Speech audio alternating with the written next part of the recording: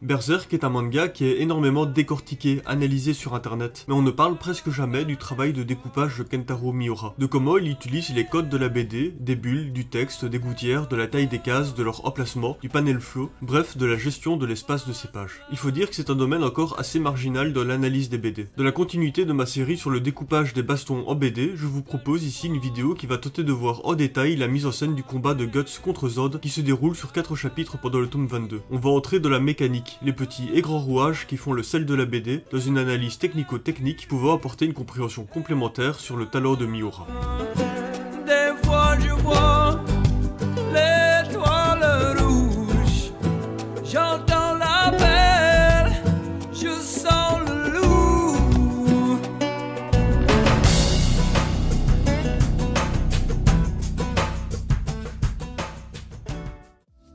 Avant de commencer, quelques précisions. L'analyse que je propose ici est celle du manga papier, et la reliure centrale du livre peut donc jouer un rôle actif dans le ressenti. Par exemple, l'immense majorité du temps, les dessinateurs vont éviter de placer un visage au centre d'une double page, car sinon il devient illisible une fois pris dans le pli physique du livre. L'exception la plus courante étant le visage de face dessiné en assez grand et équitablement réparti sur les deux pages, qui permet de porter des propos intéressants sans pour autant rendre le visage illisible. Mais par exemple, dans Les Liens du sang, Oshimi, qui déforme des corps par sa mise en scène et ses jeux de placement, profite de cette caractéristique de la BD papier pour faire exprès de déformer un visage dans la reliure et créer un sentiment de malaise. Dernière chose, Drams, avec qui j'avais justement fait la vidéo sur les liens du sang, avait déjà proposé en 2020 sur Twitter une analyse d'une partie de ce combat. C'était une analyse focalisée sur le panel flow, qui est le nom donné au processus de trajet et de rythme de lecture. Un sujet très complexe qui ne sera pas mon point central ici. Je ne suis pas forcément en accord avec toute son analyse, mais il soulève quand même pas mal de points intéressants et différents de ce que je vais faire ici. Vous pouvez retrouver le lien dans la description de la vidéo si vous voulez y jeter un coup d'œil. Du coup, dans l'histoire, Griffiths vient rendre visite à Guts en compagnie de Zod. Voyons ici le préambule du combat qui s'ouvre avec une double page et dont le chapitre est « Retrouvailles sur la colline aux épées ». Sur cette double page, tout est là pour accentuer le sentiment d'oppression de Guts. On voit son visage en sueur, très ombré, scindé par la reliure des pages, dans un gros plan écrasé entre deux strips qui débordent sur lui. J'ai fait un petit montage pour montrer la différence que cela fait si les deux strips avaient été alignés de manière classique, séparés par une gouttière. Et on voit bien l'avantage ici pour Miura d'avoir joué sur un débordement des cases, sur le jeu de couches et de profondeur que l'on peut faire dans une BD. Ce sentiment d'oppression est mis en contraste avec la double page qui suit juste après, où Griffiths occupe lui aussi toute la largeur des deux pages, mais sur une seule illustration qui prend tout l'espace, avec son corps peu ombré, en vue éloignée et non scindé par la reliure centrale. Tout ici est laissé plus aéré. On peut aussi voir que c'est une manière pour Miura d'introduire progressivement une rupture graphique qu'est l'illustration étalée sur une double page. Juste avant le chapitre, Griffiths commence à être introduit, de dos, dans une pleine page, avec un vis-à-vis une page structurée de manière plus classique. Ensuite, on a un mélange entre du classique et une grande illustration pour enfin terminer sur une grande image unique occupant tout l'espace. Une progression graphique par la distribution des cases qui accompagne bien l'arrivée de Griffiths et la montée en tension narrative. Le reste du préambule du combat va continuer de mettre en contraste le ressenti opposé entre les deux ennemis, la rage bouillante, le stress intense contre le détachement froid. C'est ce qu'on va voir ici. Juste après cette grande image, Guts charge directement Griffiths, et la force du dessin est accentuée dans sa soudaineté car il ouvre directement la lecture de cette nouvelle double page. Ce sentiment de brutalité et de spontanéité est également renforcé par la rupture graphique soudaine, qui était jusque-là amenée progressivement. Mais Rickert, qui ne sait pas ce qui s'est passé pendant l'éclipse, tente de retenir Guts. Ici, on va pouvoir voir que Miura aimait mettre en contraste, voire en contradiction, l'espace de la page et l'espace réel des personnages. Par exemple, quelques pages plus loin, où Griffiths et Guts se font face tout en étant représentés dos à dos dans la mise en page. Ici, malgré sa petite taille, Rickert va être montré comme surplombant Guts à la fin de la double page. Le fait que les deux cases soient de même forme et reliées par les bulles sont là pour que le lecteur mette davantage en relation ces cases, et donc pour en appuyer la création de sens. Rickert, même s'il est plus bas que Guts dans la réalité, est tout de même montré plus haut que lui, et Guts qui doit complètement pencher sa tête et son cou pour le regarder, semble alors complètement écrasé par le poids du geste de Rickert et par ses mots qui l'étouffent. Comme si la fragilité physique de Rickert, sa petite taille, accentuait la force de son geste. C'est d'autant plus intéressant parce que sur la case de la page, juste en vis-à-vis, on voit Guts garder sa grande agilité alors qu'il est surplombé par son épée démesurée. Et on comprend alors qu'un combat enragé est plus simple à supporter pour lui que le terrible secret qu'il a caché à Rickert. On peut ajouter que, vu qu'il n'y a pas de case en dessous de Guts, son regard semble dans le même temps perdu, plongé dans une réflexion paniquée. Grâce à cette mise en page de superposition, ce geste de Rickert qui se veut pourtant bienveillant rappelle aussi une scène de l'éclipse, pendant laquelle Guts voulait charger Griffiths mais était maintenu au sol, écrasé sous le poids des monstres. Griffiths est si proche et pourtant toujours aussi inatteignable, et Rickert ne se rend pas compte du traumatisme qu'il réveille peut-être chez Guts ici. Pendant ce préambule du combat, Miura va légèrement insister sur une idée de dualité entre la page de droite, celle de Guts, et celle de Griffiths, située à gauche, qu'il occupait déjà lors de son apparition au début de chapitre. Je dis légèrement car même s'il y a un jeu de mise en scène, ce n'est pas non plus quelque chose qui a été appliqué strictement ici. Sur ces pages, on peut voir une répétition de grandes cases avec Guts en haut à droite et en vis-à-vis Griffiths en haut à gauche. Ce sont des cases valorisantes pour les personnages qui peuvent potentiellement marquer l'esprit du lecteur le temps de cette scène, et l'auteur peut donc compter sur cette mémoire et ces jeux de comparaison instinctifs et à court terme pour renforcer l'idée de duel dans sa narration. De plus, Guts étant celui qui veut charger, le mettre en scène comme voulant aller vers la gauche, donc dans le sens de lecture, fait également sens. Dans les BD, il existe des espaces desquels peuvent émerger plus ou moins naturellement des points précis de narration, comme par exemple la fin d'une double page qui est propice pour faire un cliffhanger, alimenter le suspense. Et dans la continuité, comme on l'a vu avec Guts qui éclate de rage, le début d'une double page peut venir au contraire accentuer une idée de surprise. Ici, le vis-à-vis entre la page de gauche et de droite est un lieu propice pour mettre en scène un duel, une confrontation. Dans les BD, c'est une thématique qui se retrouve très souvent valorisée entre des cases de même taille et juxtaposées dans un même strip, mais bien plus rarement à l'échelle de la page.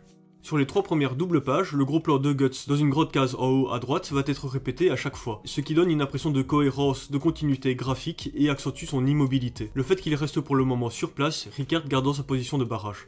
Ensuite, il y a une interruption de cette mise en scène avec cette 4ème double page. Sur la page de droite, la tête de Guts en haut à droite a disparu, et à la place, on a une mise en page structurée en longues cases verticales qui marque d'autant plus ce changement. Griffiths prononce ici les paroles qui vont définitivement faire basculer Guts. La routine de mise en scène des 3 doubles pages précédentes est interrompue, car la conversation a pris une nouvelle ampleur. De la 5ème double page du chapitre, Miura fait une dernière fois un lien de mise en scène avec le visage de Guts au gros plan, en grande case en haut à droite. Je reviendrai plus tard sur cette idée de rythmique et d'alternance qui se fait entre les mises en page. Du coup, sur cette 5ème double page, Guts repousse Rickert devenu insignifiant, comme le montre la petite case incrustée dans le grand visage de Guts qui a finalement craqué.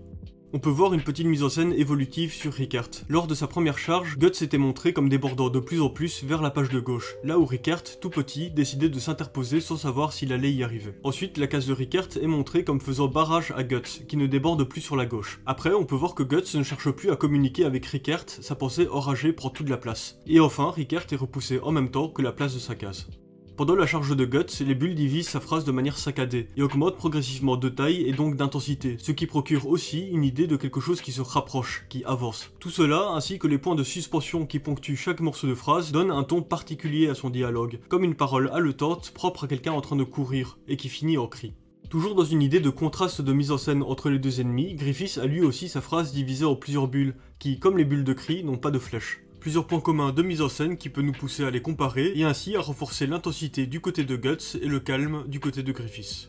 Sur la page de droite, les cases de la charge sont inclinées de manière parallèle et la lame de l'épée au bord blanc épais est elle aussi alignée dans cet angle. Cela lui fait remplir un rôle de gouttière et augmente aussi ainsi le dynamisme et l'impression de quantité de cases, nombreuses pour une action aussi courte qui, au vu de la distance à parcourir, ne durait en temps réel que quelques secondes. Le temps est ici discrètement distendu et la BD tire son avantage que la parole peut être gardée dans un flou temporel très pratique, à l'insu du lecteur. Des bulles nombreuses pour une phrase courte et des cases nombreuses pour une action courte. Deux effets de mise en scène qui viennent renforcer mutuellement la montée en tension. Du coup, sur la page de gauche, Guts va enfin déborder sa rage et sa charge en prenant place avec son visage au gros plan dans une grande case située pour la première fois à gauche, et conclut donc cette fois la double page au lieu de juste l'introduire. Deux moments et espaces importants dans la narration d'une double page qui se font ici très bien écho. Dans cette dernière case, on ne sait pas situer Guts correctement dans l'espace réel, mais sa case se superpose légèrement sur celle de Griffiths étant donné qu'il cherche à l'atteindre. On voit sa souffrance surplombée par Griffiths et poussant une sorte de cri de rage muet, ce qui est une belle conclusion pour une conversation entre deux personnes qui ne peuvent plus se comprendre. De plus, c'est un bon rappel pour évoquer rapidement que la BD est très pratique pour tout ce qui est de la gestion et la représentation du son, très souple et très sélectif. Notamment pour tout ce qui est de la parole, avec par exemple une mise en scène que j'adore, qui est le rire muet, parfois bien plus efficace qu'un rire représenté plus classiquement. Constamment, la BD sélectionne et efface discrètement beaucoup de sons, sans forcément avoir de rupture de mise en scène qui se remarque, pour ainsi parfois être juste dans l'évocation, la suggestion, comme ici avec Guts. Du coup, sur la double page qui suit, Guts va de nouveau être maintenu à droite car Zod vient parer son attaque. L'insistance de placer et valoriser principalement Griffiths sur la page de gauche fait sens. Il est à la fois immobile, inaccessible et pourtant si proche. Ce qui est donc un thème récurrent dans ce manga et une malédiction qui semble suivre Guts. De plus, Griffiths, qui était déjà assez inaccessible en tant qu'être humain, est devenu un être de légende, surnaturel, et juste avant qu'il n'apparaisse dans le cimetière, Griffiths était représenté sans case, dans le prolongement du gros plan de la tête de Guts, donc comme une pensée, mais aussi comme un être éthéré venant progressivement se matérialiser dans notre monde au sein d'une case. Pour revenir à cette double page, cela fonctionne vraiment bien de juste faire dépasser la lame de l'épée sur la page de gauche, pour renforcer cette idée que sans Zod, le coup aurait porté et que Guts est malgré tout maintenu à droite. Une attaque qui est à la fois portée et à la fois parée. Une grande image qui déborde depuis la page de droite sur la page de gauche, mais qui est séparée et déformée par la jonction du livre. L'apparition de Griffiths sur la grande double page marquait l'introduction de la scène de confrontation verbale, et cette nouvelle partie, la scène de combat contre Zod sous forme humaine, est également introduite par une nouvelle image étalée sur une double page. On voit que ça peut être un moyen pour l'auteur de marquer et répartir des moments clés dans ces différentes scènes. C'est un jeu de rupture graphique spectaculaire qui vient rythmer le récit et également indiquer au lecteur qu'on entre dans une nouvelle instance. C'est le point culminant d'une scène qui sert à la fois de conclusion et d'introduction à la suite. Pendant ce préambule du combat, on a pu voir un jeu de rythme et de montée en tension qui se fait à travers des parties pris de mise en scène voyants, que le lecteur peut potentiellement remarquer et garder en mémoire sur le court terme, le temps de quelques pages. Et bien sûr, comme c'est un livre, c'est très facile de rebobiner et revenir en arrière si jamais le lecteur veut vérifier une information. On a donc une évolution de découpage progressif à base de répétition et de rupture. Des mises en page communes de montée en tension ménagées par une soudaine interruption avant d'y revenir pour en montrer le final. La création de sens se fait à la fois de manière linéaire, par des cases juxtaposées qui se suivent directement dans l'ordre de lecture, mais aussi via des mises en page et des cases davantage séparées. Du coup, Zod débarque et est montré dans une énorme case, le visage plein et menaçant. Il est dominant par sa place dans les pages et par sa taille, et le visage de Guts en haut à droite se retrouve rapetissé. La dernière case est un dézoom soudain et assez fort, accompagné par une onomatopée de montée en tension. Le temps est ici laissé en suspens, on laisse momentanément le combat de côté. Le chapitre se termine sur une page unique, avec l'introduction de Casca qui interviendra plus tard dans le combat. Elle regarde vers la première page du chapitre suivant, juste en vis-à-vis, pour bien nous indiquer que ce qu'elle ressent est lié à ce lieu, et aussi pour mieux accompagner notre lecture vers la page suivante. Ce qui permet d'atténuer la rupture qui se fait dans la narration quand on passe à un nouveau chapitre. Cette page de gauche semble surtout avoir ici une fonction d'illustration de nouveaux chapitres, comme on peut en retrouver dans certains mangas. Cela permet ensuite à Miura de reprendre réellement le combat et sa pleine tension par une double page bien chargée qui nous remet et nous referme pleinement dans l'ambiance. L'impact visuel global d'une double page, avant même qu'on ne la lise de manière linéaire, a elle aussi son importance dans le ressenti du lecteur. Le dessin de Miura, détaillé mais aussi aéré, prend une autre dimension lors des scènes de bataille et l'ambiance globale de ces pages est vraiment à part. On peut comprendre son choix de ne pas avoir voulu l'aseptiser par une page calme se situant en dehors de la confrontation. Du coup, on voit bien que Miura valorise la présence physique de Zod dans sa mise en scène, face à un Guts plus écrasé.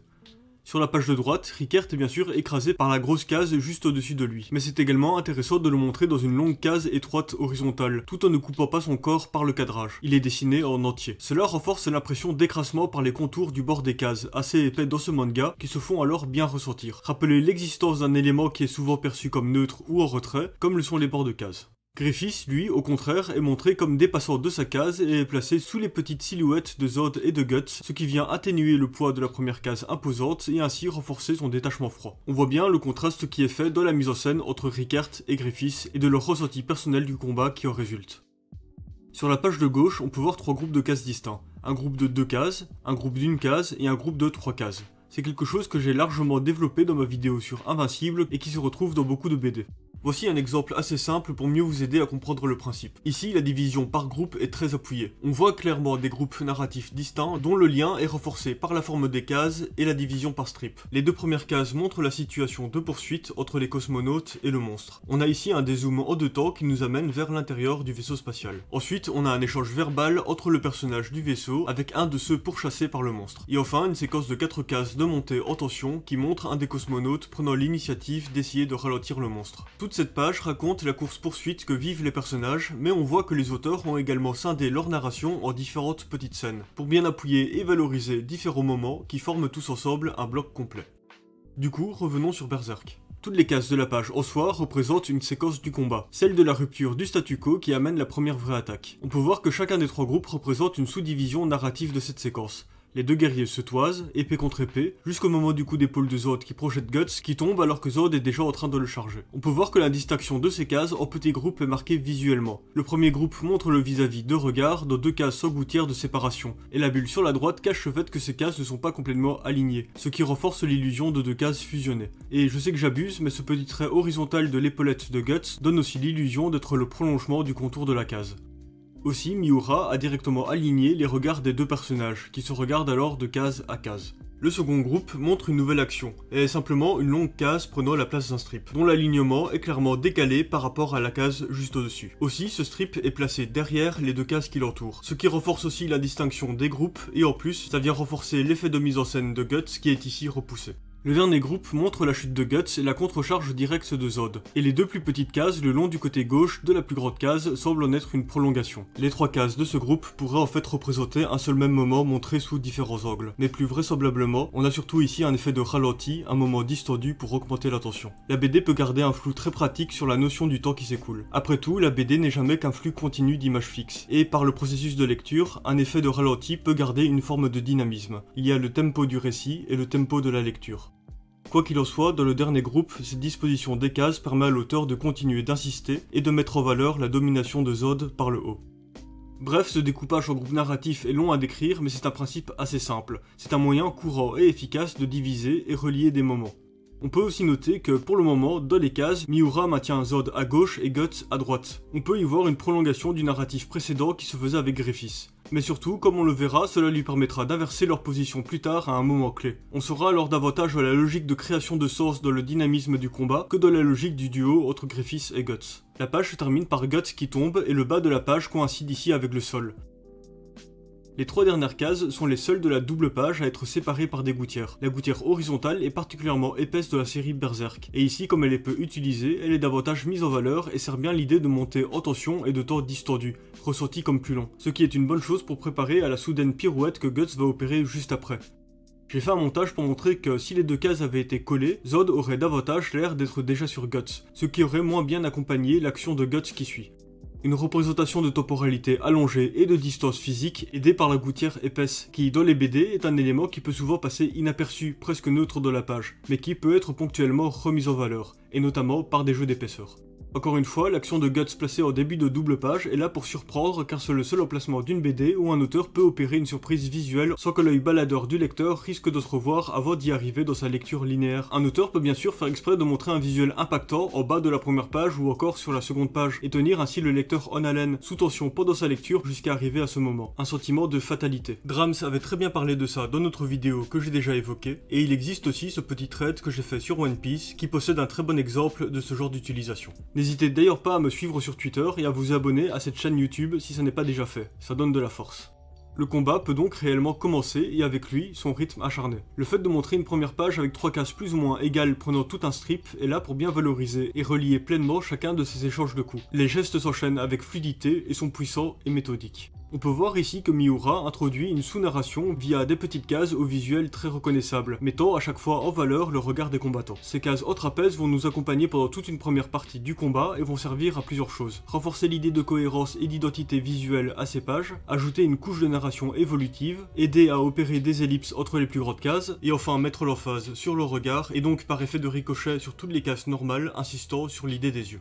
Le fait que ces petites cases viennent se superposer et relier les plus grandes cases entre elles vient encore ajouter du dynamisme, une idée de vitesse, des scènes qui s'enclenchent rapidement, qui ont une temporalité presque mélangée. Et paradoxalement, pendant ces petites cases, le guerrier, par sa concentration, semble alors davantage dilater le temps. Et bien sûr, l'œil vient donner aussi une idée de précision et de clarté dans un combat qu'un humain normal, Rickert, a du mal à suivre.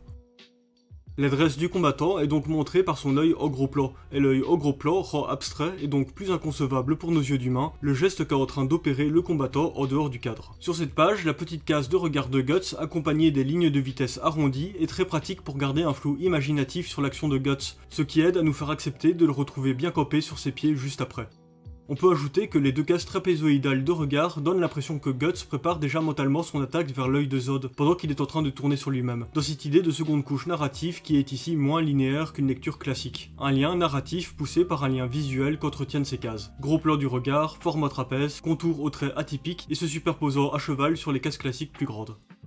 Je parlais de temporalité mélangée, et c'est aussi une des forces de la BD. Sur la première case, on ressent d'autant plus que Guts esquive le coup de justesse que les traits de vitesse de l'esquive et de l'attaque sont mélangés. L'analyse des cases est la majorité du temps d'abord conditionnée par notre lecture linéaire, qui donne souvent une indication d'écoulement temporel. Par exemple, dans une BD franco-belge, le dialogue plus à gauche sera en général celui qui est prononcé avant le dialogue plus à droite, car c'est ainsi que va le sens de lecture. Mais quand on a la représentation d'une foule où plein de personnages ont des conversations indépendantes, c'est tout de suite plus ambigu. Les dialogues semblent alors dans une temporalité distincte, car on peut les lire clairement et séparément, mais pourtant ils se déroulent probablement en même temps, et ont donc une temporalité partagée. Et quand au contraire le propos de l'auteur est de donner une idée de brouhaha, il va superposer les textes et les bulles pour les rendre moins lisibles.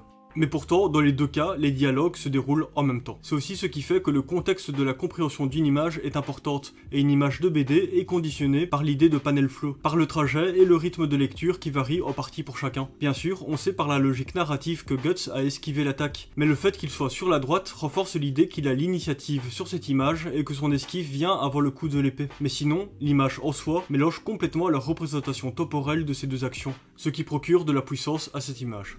Il y a donc bien une idée de comment un auteur peut discipliner le regard de son lecteur, le panel flow, pour garantir un minimum d'expérience de lecture commune et cohérente entre tous ses lecteurs. Le jeu du panel flow peut aussi se faire de manière non linéaire, pour davantage appuyer les jeux de comparaison, les jeux d'aller-retour que l'on fait tous au moins un peu quand on lit une BD. Par exemple, sur cette double page, Zod va être représenté 3 fois dans une position très semblable, ce qui accentue son idée de guerrier implacable, cognant comme un sourd et de manière répétée. Je pense que c'est un lien qui peut se faire même uniquement par notre vue périphérique, grâce à la première case le représentant ainsi, qui est assez grande. Le fait que le manga soit souvent imprimé dans un petit format et que l'on a donc plus facilement une vue d'ensemble sur la double page aide aussi probablement à faire ce genre de lien indirect.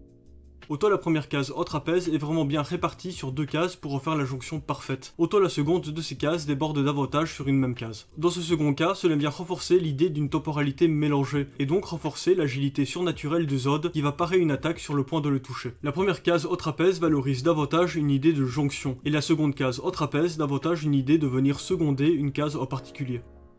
La seconde page est introduite par une de ces cases en trapèze, qui fait ici la jonction avec la riposte de Zod, et cette case directement incrustée montre bien que Guts et Zod sont dans un rythme continu, sans temps de pause. Dans la grotte case, Miura va montrer pour la première fois de ce combat un personnage représenté de manière multiple. Miura est friand de ce genre de représentation, mais c'est toujours important de voir son utilisation dans chaque combat en soi. Ici, c'est Zod qui est en premier valorisé ainsi, et de manière assez spectaculaire, car il va être représenté de nombreuses fois, ce qui, en contraste, renforce bien sûr l'inertie de Guts. Zod est ici valorisé par un jeu de temporalité condensé en une seule case. Pourtant, on voit dans la petite case une itération de Guts, très mélangée à la plus grande case. On voit à quel point la frontière est fine, car un personnage de BD est déjà la majorité du temps multiplié au sein d'un même espace, celui de la page. Le fait de représenter un même personnage plusieurs fois dans une même case n'en est en fait qu'une possible continuité. Je vous conseille d'ailleurs cette petite vidéo où j'explique en quoi la multiplication d'un personnage dans une BD est quelque chose de particulièrement intéressant, en passant des Schtroumpfs à Naruto. Du coup, le combat continue, le dessin est toujours aussi spectaculaire. Pour cette page, je peux juste ajouter que j'aime bien le trait de l'arme de Zod qui vient diviser la case un peu comme une gouttière et donc renforcer son intention de trancher. Ici, c'est fait de manière assez soft, mais certains auteurs poussent de manière plus excentrique l'idée de découper la case pour mettre en scène une attaque.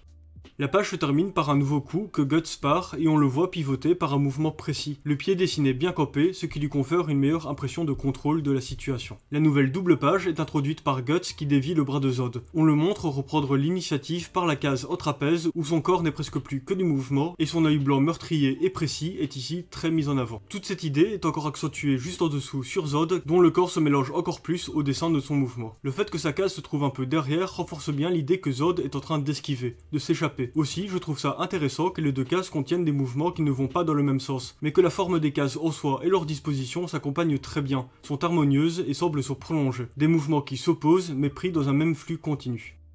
On a ensuite un jeu plus complexe de représentation de temporalité et de mouvement. Je dois bien avouer qu'en tant que lecteur, je n'ai pas trop tendance à prendre le temps de détailler ce genre de cases, pour en saisir correctement tous les enjeux. Je passe en général assez peu de temps sur les images, et c'est aussi là qu'on voit que de décrire une généralité sur le panel flow est compliqué, car c'est une expérience en partie personnelle. Bref, c'est un échange de coups hyper bien dessiné, où Guts se multiplie et montre donc qu'il arrive à égaler Zod. Les combattants ont l'air de tout donner, c'est un échange condensé sur une seule case, presque déjà routinier, qui amène donc à une conclusion narrative de cette première partie du duel. Sur la page suivante, on montre Guts donner un coup. dans une image qui réduit beaucoup l'impression de vitesse en comparaison de ce qu'on pouvait voir auparavant. Son geste semble serré, bloqué dans une case verticale étroite, et son épée qui dépasse légèrement de la case déborde sur le vide du décor. Je trouve qu'il y a presque une impression d'attaque maladroite qui ressort de cette case. Juste à côté, la gestuelle de Zod est puissante, il est de nouveau représenté 2 fois, face à Guts qui lui semble figé dans un même geste sur 2 cases, dans 2 itérations directement juxtaposées. Ici, c'est Zod qui va prendre l'initiative de la pose, il mène le rythme. Le décor commence à réapparaître discrètement, après avoir complètement disparu, jusqu'à même le ciel pendant le combat. Il y a une pause, les combattants sortent de leur transe, le monde réel revient autour d'eux. Les gouttières horizontales très épaisses et assez minoritaires dans ce combat se remarquent bien ici pour appuyer l'idée d'un moment mis en pause, de rythme qui se détend. Notez que Miura n'a pas intégré de nouvelles illustrations en double page pour le moment. Le duel avait beau être impressionnant et surhumain, il n'a pas pour autant encore atteint son plus grand degré d'intensité.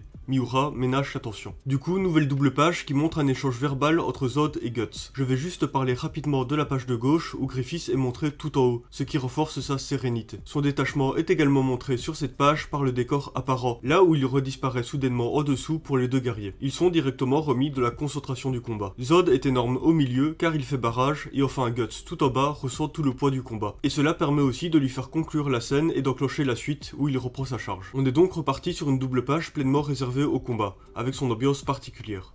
On voit que ces 2 grandes cases au format semblable gardent le même angle de vue depuis le dos de Zod, ce qui accentue l'impression de fluidité, la transition entre ces 2 moments séparés par la lecture de 2 cases. Cela renforce l'impression de continuité. Depuis cette reprise de la confrontation, il y a une sensation de montée en intensité, ce qui est logique d'un point de vue narratif car Miura ne veut pas faire stagner son combat, mais ça se ressent aussi globalement par le fait qu'il y a davantage de cases. Le visuel des pages est plus chargé et les actions sont montrées plus nombreuses. On est vraiment pris dans une tempête. On retrouve différentes techniques de mise en scène vues précédemment avec les personnages dédoublés, les temporalités mélangées, etc. Un autre changement important qui empêche de tomber dans une routine est qu'à présent, on voit la pensée de Guts. Cela change l'expérience de lecture, vu qu'auparavant, hormis les onomatopées très mélangées au reste du dessin et facultatives à lire, il n'y avait que les images à décrypter. On peut déjà noter que les bulles de pensée en forme d'étoiles viennent bien s'intégrer dans le dynamisme du combat, en ressemblant à un symbole d'impact ou de surprise. Des bonnes grosses bulles rondes ou en nuages auraient un peu modifié l'ambiance d'urgence et de violence. Ce qui est intéressant, c'est que sur la toute première bulle de pensée, il y a une ambiguïté sur son appartenance. Pourtant, en général, quand on introduit un nouveau mécanisme dans une page, on essaye qu'il soit le plus clair possible pour ensuite le complexifier. Par exemple, ici, dans Spy Family, la toute première pensée du manga est directement placée sur le crâne du personnage concerné. Ensuite, l'auteur se permet de détacher ce texte progressivement pour davantage le mélanger dans le décor et l'éloigner du personnage. Premièrement, je m'étais dit que cette bulle appartenait à Zod. Il est seul dans cette case et la pensée est montrée collée à sa tête. Mais on se rend compte par la suite qu'entre les 2 combattants, seule la pensée de Guts est montrée, et ce sans aucune ambiguïté. On voit Zod avoir un symbole de surprise sur cette même case. Du coup, j'ai tendance à interpréter ça ainsi. Zod perçoit, entre guillemets, la pensée de Guts, son intention d'attaque surprise, comme s'il avait perçu son aura meurtrière, ce qui lui permet ensuite de faire une esquive dessinée de manière particulièrement tendue et spectaculaire. Je ne peux pas deviner l'intention de Miura sur cette première ambiguïté de pensée, si elle est voulue ou non. En général, c'est quelque chose que les auteurs évitent, à moins de vraiment le justifier avec clarté. Peut-être que c'est de ma faute et que la pensée associée à Guts devait être évidente. Peut-être qu'il y a un code narratif propre au Japon que je ne connais pas. Mais de toute façon, l'intention de l'auteur n'a pas forcément la même vérité que la compréhension que va en avoir le public. Et puis, qui sait, même un virtuose et une légende comme Miura peut se foirer un peu parfois dans la manière d'exécuter ses intentions. Il peut émerger des choses intéressantes, même des approximations. On voit par là aussi que quand on essaie de pousser un peu loin l'analyse d'une mise en page, on peut être dans une démarche de chercher un peu trop à tout prix la création de sens. Et gérer correctement ses attentes sur la surinterprétation est aussi un enjeu auquel il faut faire attention dans ce genre d'analyse. Bref, un autre truc intéressant, c'est que la pensée ne sera montrée que dans les petites cases, les plus grandes cases restant comme auparavant. On revient à cette idée de sous-narration, de couche narrative. Ici, les grandes cases peuvent ainsi garder leur impact, faire vivre pleinement le ressenti viscéral et suggestif des combattants. L'interruption des pensées se fait à la fois dans la lecture linéaire, dans le flux de la lecture, mais tout en étant séparé, mis à part. C'est aussi un moyen pour Miura d'indiquer qu'on se trouve alors dans un autre espace temporel, à la manière du décor qui disparaît pour nous faire rentrer pleinement dans l'espace du duel. Dans les BD, on peut largement représenter des paroles et pensées longues mises en contraste avec des combattants effectuant des actions ultra rapides et figées dans leur case. Parfois, ça peut être exagéré jusqu'à la parodie, mais au niveau de la temporalité, on peut dire que la BD garde quand même une capacité de suspension d'incrédulité très souple, et le lecteur accepte constamment des grosses aberrations temporelles sans forcément s'en rendre compte. De plus, la pensée est davantage abstraite que la parole en termes d'écoulement de temps. Du coup, Guts est en train de réfléchir pendant qu'il combat à une vitesse que Rickert n'arrive pas à déchiffrer. Mais contrairement à dans un animé, cette pensée n'est pas prononcée par une voix, et donc son écoulement est d'autant plus abstrait. Par contre, sur cette page, la case supplémentaire de Guts renforce bien son idée de manque de rapidité, son inertie, et la bulle de pensée y participe. Impression d'inertie encore amplifiée par la même vue de profil qui se répète 2 fois côte à côte. On peut également ajouter qu'ici, la case en trapèze conclut une grande case au lieu de l'introduire et d'opérer une transition directe, et donne donc davantage l'impression d'allonger la scène en cours. L'autre changement important de cette nouvelle phase du duel est l'inversion de position de Guts dans les cases. À partir de la fin de la première page, il sera positionné à gauche. Cependant, on voit que c'est Zod qui a imposé ce changement de place. Changement de place que l'on remarque d'autant plus que leur emplacement avait été établi de manière stricte pendant toute la première partie du combat. Ici, ça appuie l'idée que Zod est plus rapide et maîtrise mieux l'espace du duel. Aussi, sur cette page, il pouvait sembler acculé sur le côté gauche, et cela montre donc qu'il arrive à se dépêtrer de cette contrainte. Mais à la fin de la seconde page, Guts arrive lui aussi à reprendre le contrôle de l'espace, ici en repoussant Zod, ce qui surprend ce dernier.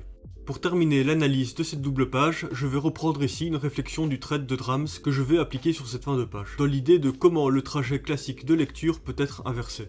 Ici, on voit qu'après la case centrale, la suite de la lecture passe par la case en trapèze. Le fait que la case en trapèze se prolonge également sur la dernière case peut pousser le lecteur à continuer sa lecture depuis la gauche et donc d'inverser la lecture droite-gauche habituelle. Commencer la lecture de la dernière case depuis la gauche permet à notre œil de mieux accompagner le mouvement de Guts, qui visualise l'attaque de Zod avant de l'esquiver pour repousser ensuite Zod vers la droite. C'est intéressant d'inciter à casser ainsi le trajet de la lecture, d'autant plus sur un enjeu de positionnement des guerriers et d'une contre-attaque surprise par un repoussement de l'ennemi. Après, dans mon cas précis, je ne saurais pas dire si c'est effectivement ce que j'avais fait pendant ma lecture, ou bien si j'étais revenu plus classiquement à la ligne depuis la droite. Sachant que maintenant que j'ai cette analyse en tête, ça va me pousser à effectivement commencer ce strip depuis la gauche, à conscientiser la possibilité de casser l'ordre de lecture habituel et de sortir ainsi de ce conditionnement.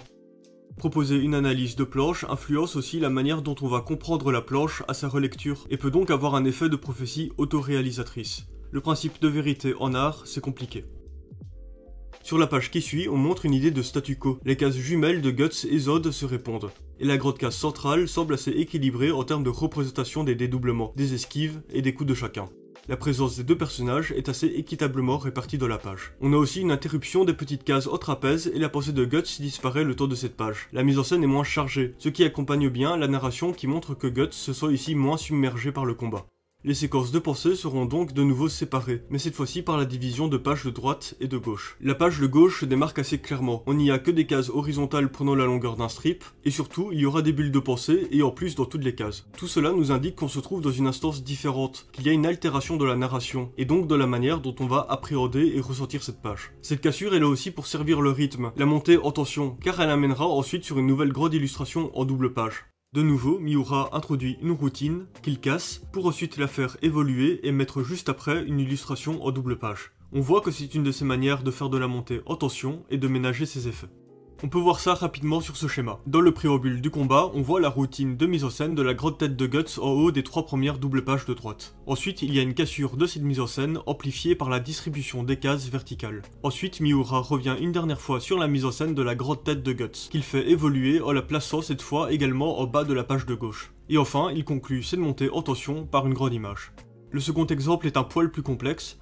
On a d'abord la mise en place de la routine des cases en trapèze pendant 3 pages. Ensuite, il y a une interruption de cette mise en scène qui marque une pause dans le combat pendant 3 pages. Ensuite, Miura introduit les bulles de pensée qui viennent aussi faire évoluer les cases en trapèze en se mélangeant à elles. Ensuite, on a une nouvelle cassure sans case en trapèze ni bulles de pensée qui met ainsi en valeur sur la page en vis-à-vis une nouvelle évolution des mises en scène des bulles de pensée et du regard en gros plan des cases en trapèze. Et enfin, logiquement, on a ensuite une grande illustration pour sublimer tout ça, avec en plus une dernière évolution de la forme de la bulle de pensée.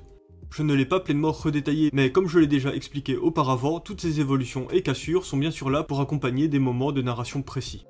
Mais revenons sur cette page pour voir un peu l'évolution de mise en scène de la pensée qu'il y a ici. Déjà, les bulles de pensée ont subi une évolution. Leur trait est plus épais, plus intense. Ensuite, on peut voir que Miura introduit d'abord une seule bulle pour ensuite les disposer à chaque fois de la même façon sur les 3 cases qui suivent. Il accompagne ainsi mieux la réintroduction des bulles qui amène une cassure de narration et une cassure graphique. Le fait qu'il n'y a pas de case en trapèze est intéressant, car cela permet de mieux valoriser, rendre plus unique la case au gros plan sur le regard de Guts. Les bulles font pleinement partie du moment, elles ne sont plus un à côté. Le regard n'est pas ici uniquement pour montrer un réflexe, il y a donc une évolution graphique et narrative des cases de regard et de pensée, qui viennent ici en plus se fusionner. Dans cette case, on peut lire la pensée de Guts qui dit « Mais je peux le combattre ». C'est une case de basculement importante dans la narration, car au dépit de toutes ces réflexions qui pouvaient sembler pessimistes, Guts sent qu'il peut gagner ce duel. C'est d'abord montré de différentes manières, comme par la mise en scène du statu quo, ou encore quand Guts arrive à reprendre contrôle de l'espace, et ici c'est littéralement écrit et donc montré encore plus clairement. Son œil fait la transition entre une case de Zod et de Griffiths, ce qui fait qu'on peut l'interpréter comme regardant l'un ou l'autre. Il est à la fois concentré sur le combat, et semble dans le même temps regarder Griffiths, son véritable objectif, qui semble enfin accessible. De plus, cette fois-ci, Guts se trouve au milieu de la disposition des 3 personnages, au lieu de Zod. Toutes ces narrations est servies par le scénario, les bulles, le dessin et la disposition des cases. Entre ces deux moments, la case et les bulles de pensée grossissent, ce qui vient apporter de l'importance, de l'intensité à ce moment, et ponctuer avec force la fin de la phrase. Chaque morceau de phrase réparti dans une bulle est valorisé, est un petit énoncé en soi. L'impact et le ressenti de la phrase auraient été différents si elle avait été englobée dans une seule bulle. Un effet de mise en scène qui, quand il est exagéré, peut être là pour montrer un dialogue ressenti comme très bavard. On est donc du point de vue de Guts dans les 2 cases, au-dessus et en dessous de son œil. Le jeu de répétition des bulles de pensée est vraiment intéressante, car d'abord, les 2 bulles entourent Zod sans pour autant prendre toute la hauteur de la case. Ensuite, les 2 bulles prendront bien toute la hauteur pour complètement cerner les images. D'abord en entourant l'œil de Guts, et ensuite en s'agrandissant pour entourer Griffiths et encore davantage cerner l'image. Ça vient bien renforcer l'idée du regard de Guts qui se focus sur sa cible. L'autre élément qui vient renforcer le fait que la dernière case représente une vue subjective de Guts, un POV, ce sont les petits dessins d'impact devant son œil. J'interprète cela d'abord comme le regard de Guts, qui voit la matrice. Il lit parfaitement le combat, il est ultra concentré sur l'échange de coups qui se prolonge sur un temps indéterminé, pendant lequel il semble rester fixé et bien stable dans sa case. Guts se dit qu'il peut vaincre Zod. Ensuite, je me dis que ça tombe quand même bien que les bulles de pensée et les dessins d'impact soient aussi semblables. Les petits impacts prennent alors pleinement part de la représentation de la pensée de Guts. Il lit les coups, arrive à structurer sa pensée dans un contexte infernal. De la vue subjective finale, je trouve qu'on a une bonne synthèse d'à la fois la représentation de la pensée et de la représentation des impacts devant ses yeux. La double page qui suit montre donc une grande image, qui accompagne et sublime la fin de cette première partie du combat, qui a pour conclusion que Zod n'est qu'un obstacle à dépasser. La mise en scène de la pensée est elle aussi encore amplifiée. Le texte est écrit en plus grand et en gras, et la bulle a changé légèrement pour encore plus ressembler à une explosion. Ici, les 2 combattants sont montrés dans une seule pose fixe, et la suggestion du mouvement est surtout indiquée par les lignes de leurs coups et les impacts sur leurs pieds. Ils sont à la fois agiles et campés fermement sous la tempête de coups. Le décor se réduit ici aux épées du cimetière, ce qui fait penser davantage à un décor métaphorique qu'à un lieu réel. Évidemment, la symbolique de ce lieu est très forte. C'est aussi un moyen pour Miura de commencer à introduire l'idée que les épées sur le sol vont maintenant servir dans la narration du combat, et donc remettre dans nos esprits leur existence en même temps que dans l'espace perceptif des guerriers. On peut enfin ajouter que Guts a repris ici sa position initiale, ce qui permet à cette illustration en double page de faire directement écho à la précédente. On est de retour à cette idée de vouloir atteindre Griffiths, et donc de passer Zod, un retour momentané de la dynamique de page de droite versus la page de gauche. Une différence est que la double page précédente était d'abord introduite par un strip vertical, pour mieux la relier avec la page précédente qui concluait le préambule. Ici, on a une évolution de ce plan et de cette mise en scène avec une illustration réellement pleine. Le combat a commencé depuis longtemps et a atteint un pic d'intensité. Les images très proches visuellement et en plus placées de manière marquante en gros sur une double page se font assez naturellement écho, même quand elles sont séparées par 16 pages comme ici. Bien sûr, dans cette vidéo, je suis dans une lecture analytique, et pendant une lecture à chaud, le lien mental peut s'opérer, mais probablement de manière plus abstraite. Pour évaluer tout ça avec plus de précision, il faudrait des études empiriques bien cadrées. Sur la page juste après, on commence par le point de vue du spectateur, et la reprise réelle du combat se fait par la rupture du statu quo, avec l'échange de coups d'une même longue case, mais qui montre l'épée de Zod qui commence à se briser au milieu de cases. Une rupture de la symétrie. La gouttière est ici utilisée pour renforcer l'idée d'une interruption de la routine de l'échange de coups, et accentue bien le sentiment de surprise de Zod. Pour compenser cela, Zod attrape une épée plantée au sol et il est montré comme dominant dans le combat, et comme tellement enragé qu'il commence à se transformer en monstre. Sur cette page de gauche, Guts est largement maintenu et aligné dans le coin droit, ce qui renforce bien une idée de quelqu'un qui est acculé. L'angle du dernier strip est pratique pour encore mieux faire ressentir cela, car Guts se trouve ainsi dans la case la plus basse et la plus écrasée de la rangée. Et en contraste, sur la case finale de la rangée qui conclut la page, Guts est placé sur la case la plus haute, dans un plan qui l'oppresse beaucoup moins. Comme on le verra après, sur cette case, Guts trouve un moyen de contrer Zod. Il arrive à se libérer de sa position désavantageuse. Ici, sa pensée est de nouveau montrée uniquement dans la case de regard au trapèze, et donc dans cette instance temporelle différente d'auparavant. On accepte d'autant mieux ce retour de mise en scène qu'il est situé sur une double page de combat au rendu typique que l'on connaît déjà. On reprend une forme de routine bien établie. On peut aussi voir que Rickert participe à présent à la rythmique du combat, en ponctuant et explicitant l'action pour faire monter l'attention qu'il ressent pleinement. C'est aussi un moyen de décrire encore plus clairement, voire de surexpliciter l'action que l'on vient de voir. L'intention précise d'une scène est parfois trop difficile ou laborieuse à rendre uniquement en image, et mettre un personnage qui nous l'explique est une astuce que j'ai souvent vu utilisée quand une action complexe était présentée. Cela peut paraître moins élégant, mais la complexité n'est pas une valeur en soi pour faire de la bonne mise en scène. Du coup, cette page est d'abord composée de 2 cases longues d'un strip, suivie d'une case semblable mais ponctuée d'une petite case au trapèze, pour se terminer sur un strip divisé en 4 petites cases. Encore une fois, c'est une façon de faire évoluer progressivement sa composition et donc sa narration, et c'est une indication sur la division narrative de la séquence. On commence par un enchaînement de coups pour montrer la puissance de la double épée, pour ensuite montrer le basculement de cet assaut en changeant la division du strip et par là même le rythme de lecture. Entre les 2 derniers strips, on a de nouveau une gouttière, mais qui est atténuée sur sa droite, donc en début de lecture par la case au trapèze et les onomatopées. J'interprète cette gouttière comme un besoin de renforcer la clarté des cases, laisser leurs informations et leurs détails un peu libres, mais sans chercher à trop casser le ressenti temporel comme avec les gouttières précédentes. Aussi, la ligne blanche accentue la présence du bord du bas de la case et donc son angle penché, qui participe bien au sentiment de basculement de Guts. La page finit avec Guts sur le point de se prendre un coup de destock. À ce moment, on pense que Guts ne fait que regarder l'épée de Zod. Mais sur la page qui suit, la composition est d'un coup plus aérée. Guts regardait en fait une épée à ses pieds, qu'il balance alors dans le ventre de Zod. Il y a vraiment un beau jeu de contraste entre l'impression globale de cette page et double page par rapport à la page et double page précédente très chargée. Autre élément important, c'est que Miura a profité du changement de page pour de nouveau inverser soudainement la position de Guts et de Zod. On peut y voir une idée de renforcer le mouvement d'esquive et d'attaque surprise de Guts. Sur la page d'après, Miura va les remettre à nouveau de leur position initiale, comme pour marquer cette nouvelle pause dans un combat où aucun des 2 guerriers ne réussit à réellement prendre l'avantage depuis le début. Ici, cette redisposition de l'angle de vue se fait en plus très logiquement depuis le regard de Rickert qui fait ici la transition. Tout ça apporte une belle impression de spatialité au combat.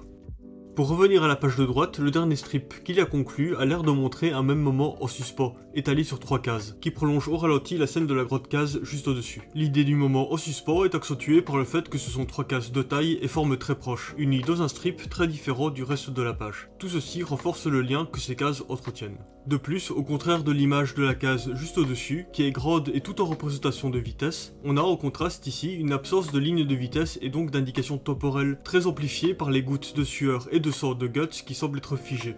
Je dis qu'elles ont l'air figées aussi parce que le contexte semble l'indiquer. Mais comme souvent avec la BD, le temps est présenté de manière au moins un peu ambiguë. Par exemple, on pourrait aussi dire ici qu'on a plutôt un effet de ralenti. Dans les BD, les moments réellement fixes sans autre possible interprétation sont plutôt rares, car une BD n'est jamais qu'un amoncellement d'images fixes, et un auteur doit vraiment fortement appuyer son effet de temps en suspension pour enlever toute ambiguïté interprétative à ce genre d'image. Bref, le temps reprend son cours normal par le passage à une nouvelle longue case en strip et grâce au passage à une nouvelle page, qui peut marquer lui aussi une forme d'interruption narrative. On voit Rickert choqué, muet de stupeur, dans une des nombreuses manières qu'a la BD d'indiquer le silence. Ici, ce texte a entièrement une mise en scène de cris et pourtant il indique bien un silence. Du coup, le combat va continuer d'être mis en pause pendant ces 3 dernières pages du chapitre. D'abord par la pensée de Rickert qui nous donne le point de « oh là là, ils sont trop forts », ce qui est une autre manière de valoriser ce duel et comme je l'ai déjà dit, de l'expliciter autrement. La fin de la pensée de Rickert subit une évolution graphique pour valoriser le point final de sa réflexion et lui donner un ton différent. L'absence de bulles permet aussi de mieux mettre en valeur le dessin de Guts, son charisme en allégeant la composition. Ensuite, on est du point de vue de Griffiths pendant toute la double page. La pose continue, ce qui est indiqué également par les cases toujours séparées par des gouttières ou bien dessinées sans contour. Sur la page de gauche, Guts et Griffiths sont montrés de face avec chacun une moitié de visage. Guts lui tourne pourtant le dos, mais la composition donne l'impression qu'ils se font face. Aussi, malgré le fait que ces 2 visages se complètent, ils sont désalignés. Ces 2 personnages sont liés, car ennemis jurés, et justement dans le même temps en disharmonie. Guts est bien sûr montré plus bas que Griffiths, avec un angle de vue qui l'écrase davantage. La double page est introduite et conclue par un toc cerné d'une bulle vibrante, qui représente le pouls de Griffiths battant faiblement, et qui n'a l'air ainsi que de battre 2 fois le temps de toute cette double page. C'est un bon moyen d'ouvrir et de fermer la parenthèse que sont ces 2 pages. Pendant 3 pages, le combat a été complètement interrompu, et le fait que l'on ait eu uniquement une séquence de pensée a permis aussi de rendre l'écoulement du temps plus abstrait. On peut ajouter à cela que la double page de Griffiths se lit assez rapidement, car le texte est vraiment léger. Si on avait eu une double page remplie de texte, notre suspension d'incrédulité aurait été mise plus à mal. Après, il y a aussi un autre aspect, celui du temps que l'on passe à regarder les dessins. Mais là-dessus, je ne peux pas m'avancer, cela dépend de chacun. Mais je pense que vu que la lecture du dessin est un temps que l'on choisit et contrôle davantage que celui de la lecture du texte, ce n'est pas un élément qui peut venir aussi facilement à l'encontre de l'expérience du ressenti du temps qui s'écoule dans le récit. On va moins facilement ressentir le temps de décryptage du dessin comme une contrainte. Le chapitre est terminé et la suite est introduite par une page noire indiquant le nom du nouveau chapitre. C'est une mise en scène récurrente dans Berserk et qui permet ici de ménager l'attention en montrant la transformation progressive de Zod sur une seule page, pour ensuite le valoriser pleinement dans une grande nouvelle image en double page. C'est intéressant de voir que Miura décide parfois de commencer ses chapitres par une simple page ou par une double page selon ses besoins. Je ne pense pas que c'est un privilège que tous les auteurs travaillant dans un magazine de prépublication peuvent avoir. Du coup, Zod se fait plaisir avec un petit monologue et commence à se transformer. On peut voir les groupes de narration qui se font, et notamment sur des cases qui ne se suivent pas directement dans l'ordre de lecture. On a deux zooms qui s'alternent, et le zoom d'une BD permet d'étaler ces différents plans dans un même espace, ce qui permet de bien se rendre compte de son effet par des jeux de comparaison entre les cases. Les thématiques de transformation et la montée en intensité se fait aussi par le monologue de Zod, qui change de forme de bulle pour avoir des angles plus bruts et dont la typo change pour devenir également plus brute, plus irrégulière. On tourne la page et on a une grande illustration impressionnante, sans aucun texte du tout, ce qui renforce son aspect surréaliste, je trouve. On peut voir que Zod déborde plus que jamais des deux côtés des pages. La double page marque ici de nouveau le pinacle de la séquence de combat précédente, tout en la concluant pour introduire une nouvelle séquence. Ici, la séquence de Guts contre Zod transformé. Guts est placé sur la gauche, et la seule raison que j'ai trouvée à cela est que cela sert la double page suivante, qui permet à Zod d'attaquer dans le sens de lecture, et donc d'inviter le lecteur à tourner la page qui suit, mais aussi à renforcer le sentiment de pression continue exercé sur la page. On a ici une double page construite verticalement, ce qui permet de structurer la page en grande case impressionnante, et ainsi continuer de valoriser la taille de Zod tout en accompagnant la transition entre la grande illustration et le retour à un régime de mise en page plus normal juste après, que la se reprendra. Ici, la première case montre Zod énorme, dont la présence s'étend grâce à son onomatopée, dans un cadrage qui rappelle fortement cette page le visage de Guts et de Griffiths. C'est donc peut-être aussi une manière de rappeler le barrage qu'il représente, et que Guts est en fin de compte encore loin de son objectif. À partir de ce chapitre, Miura va également laisser de côté les cases en trapèze qui caractérisaient la séquence précédente, pour renforcer l'idée de nouveauté de cette scène et peut-être laisser davantage la pleine place à ces grandes cases sans les interrompre par des cases atypiques. Miura me donne l'impression de souvent vouloir éviter la routine d'anciennes mises en scène, même quand la routine ne dure en fait que quelques pages. Le silence de la page précédente met ici encore davantage en valeur le cri de Zod et la grosse onomatopée transparente et débordante qui émane de lui. La traduction est groix, apparemment, et se prolonge comme un écho sur la case qui suit, là où sa bulle de dialogue s'arrête net sur la première case. Cela montre que la BD peut représenter un cri de rage et de parole de manière mélangée dans sa temporalité. Je ferai un jour une vidéo parlant des personnages qui rigolent tout en tapant un monologue bien structuré. C'est un processus que j'aime vraiment bien, mais qui, l'air de rien, est vraiment dur à décrire avec précision. Je vais passer rapidement sur cette page qui se conclut par l'attaque de Zod et de Guts qui s'apprête à riposter. On a un gros plan sur ses dents qui grince sous l'effort de soulever son épée, ce qui est une signature visuelle chez Guts à travers le manga. La réduction progressive des cases va bien mettre en valeur l'aspect spectaculaire de la grande case qui s'ouvre sur la page suivante. Cette double page nous plonge donc dans une nouvelle instance du combat, et donc dans la continuité des scènes de combat précédents. Mais la grosse masse sombre de Zod apporte clairement une évolution de l'ambiance qui s'en dégage. Zod semble plus lourd, et Guts sera davantage valorisé dans son agilité, notamment par un effet important de dédoublement sur l'une des cases. On va de nouveau avoir ici des pages poussant vers une idée de statu quo. Dans la première case, les deux guerriers sont montrés dans une grande case typique pour introduire une nouvelle double page. Ils sont chacun représentés dans une moitié de case. Mais la force de Zod dépasse à présent celle de Guts, et c'est ce dernier qui sera repoussé de la case qui suit. Les deux guerriers restent cependant bien répartis, chacun dans une moitié de case. Les deux cases qui suivent ont une forme très semblable et mettent donc chacune en valeur un des guerriers. La case tout en bas dépasse un peu plus sur la gauche pour accentuer l'idée de charge et fluidifier la transition pour la suite de la lecture. C'est intéressant de noter que la seconde case de la page est elle aussi très semblable aux deux dernières, mais la répartition de la gouttière la rend plus indépendante et valorise donc mieux quels sont les groupes narratifs distincts dans cette page. Je trouve que l'effet de distorsion temporelle de la gouttière est de nouveau atténué par les typos qui dépassent en fin et début de lecture des deux cases, deux endroits clés pour créer une meilleure liaison. Sur la seconde page, la composition reste relativement équilibrée jusqu'à la dernière case où Guts va se prendre une grosse attaque. La narration et la composition de la mise en page poussent à l'idée de statu quo. Une idée intéressante est la manière de montrer l'inertie de manière alternée entre les deux persos. C'est d'abord Zod qui est répété dans son plan et son alignement car il prend un coup qu'il est en train d'encaisser. Ensuite, c'est au tour de Guts d'être répété pour renforcer son immobilité car il ne réattaque pas assez rapidement. Zod est plus agile qu'il n'est paresseux. Cette représentation alternée entre Zod et Guts qui se fait dans toute la page aide aussi à mieux opérer les transitions. On commence la lecture avec Zod qui attaque Guts sur la grande case. Ensuite, on a une case avec uniquement Zod, ce qui permet d'opérer la transition de changement de position qui se fait sur Guts. Et cette nouvelle représentation de Guts permet d'opérer la transition sur la nouvelle position que va prendre Zod pour attaquer Guts à la fin de la lecture de la page. Une alternance stricte des représentations à base de poses figées et de poses qui évoluent. Du coup, la page se conclut sur Zod qui surprend Guts en attaquant avec sa corne, toujours vers la droite pour bien accompagner le changement de page. Le placement sur la gauche de Guts a permis de mieux enclencher cette scène où il sera projeté vers Griffiths, mais en lui passant au-dessus. Toujours ce sentiment d'impuissance que ressent Guts. Griffiths reste ce personnage si proche et pourtant si inaccessible. La grande case de projection est bien valorisée par les deux plus petites cases qui longent son bord. Elles viennent renforcer l'idée de hauteur et le dynamisme du lancer. La grande image de Zod sur la gauche est typiquement le genre de dessin que l'on ne peut pas complètement ignorer avant même que l'on commence la lecture de la page de droite. On sait d'avance que Zod va directement charger Guts, ce qui peut participer à la tension, à l'enfermement d'un enchaînement dans lequel il maintient Guts. Je sais que je me répète, mais le ressenti d'une BD ne se limite pas à la lecture linéaire des cases. Dans ce grand dessin, Zod a également l'air de bousculer du bras la case où se trouve Guts, ce qui est assez rigolo comme effet. On a aussi de nouveau une mise en scène de son onomatopée transparente qui ici dépasse encore plus sur le reste de la page. Il ressort vraiment un gros sentiment de désordre sur cette page mené par la sauvagerie de Zod.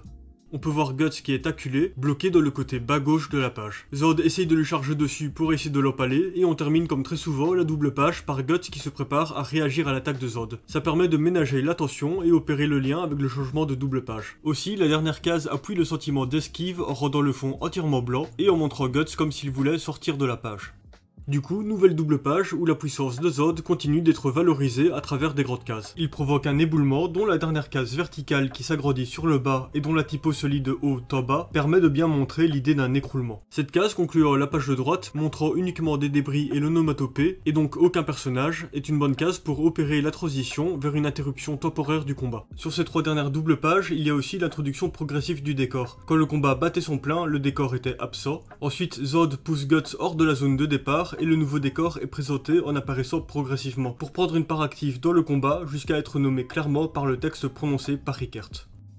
Cela sort le combat de son espace abstrait pour revenir dans la réalité. Réalité rappelée ensuite avec l'arrivée impromptue de Casca. Casca est notamment montrée ici en plein pied, superposée aux cases derrière elle. C'est bien sûr une manière classique de pouvoir bien montrer le visuel d'un nouveau personnage à une scène, mais ici je trouve que ça renforce également bien l'idée d'une intrusion.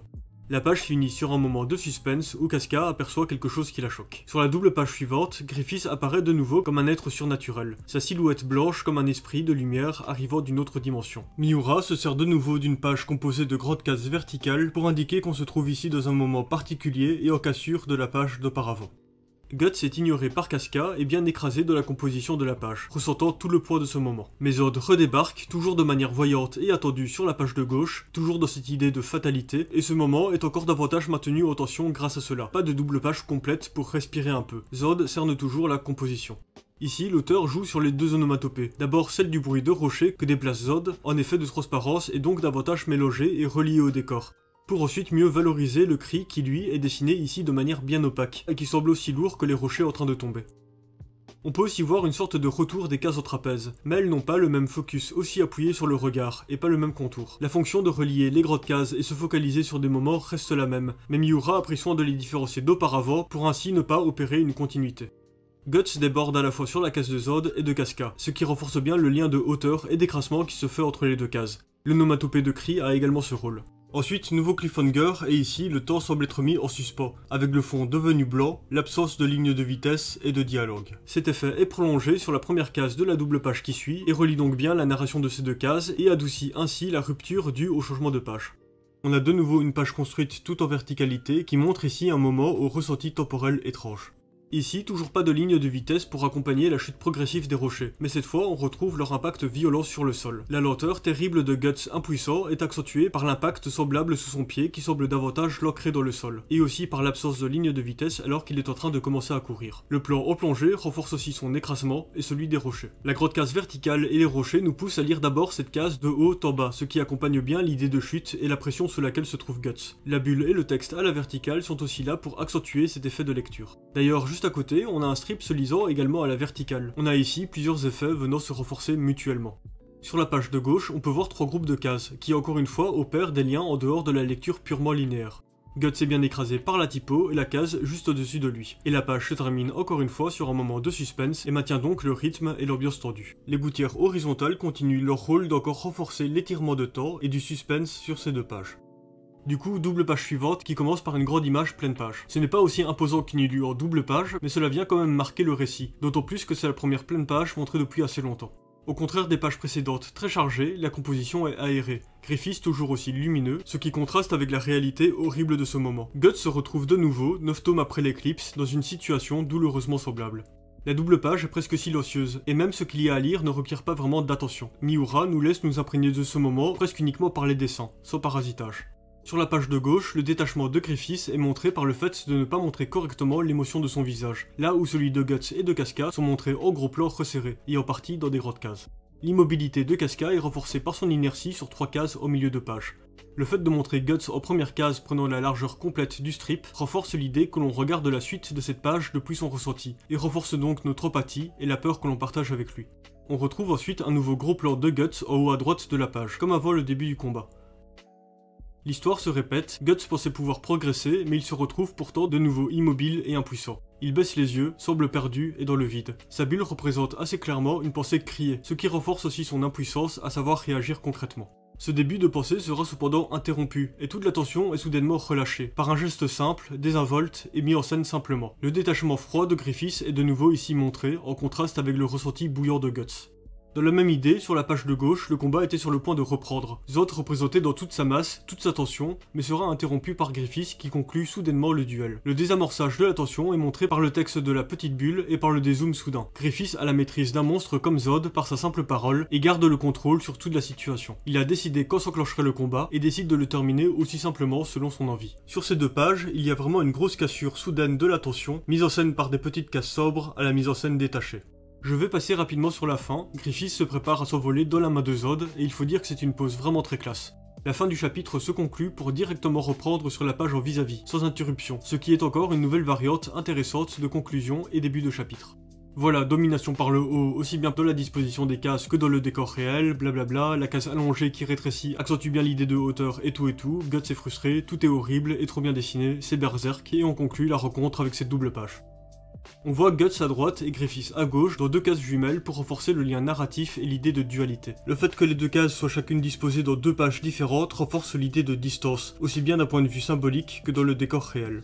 Guts se retrouve de nouveau avec Rickert contre lui, comme au tout début du combat, ce qui vient aussi alimenter l'idée frustrante de surplace, de boucle maudite de laquelle est bloqué Guts. En dessous, on n'a pas exactement une image en pleine double page, mais suffisamment atypique, spectaculaire en taille et aux propositions graphiques pour faire une belle conclusion. Conclusion peut-être frustrante, car ce n'est pas la conclusion que Guts aurait voulu, soit le meurtre bien sale de Griffiths sur une belle illustration en pleine double page. Mais ce semblant de grande illustration représente bien l'idée d'un duel intense avorté soudainement, auquel on a enlevé le moment ultime. Je ne l'avais pas encore relevé, mais on peut aussi noter que parfois, les bulles de Griffiths n'ont pas de flèches, elles sont juste rondes. Je n'ai pas compris comment Miura décidait ou non de mettre des flèches, mais quand elles sont absentes, cela donne un ton particulier au dialogue de Griffiths, et sa parole semble davantage éthérée.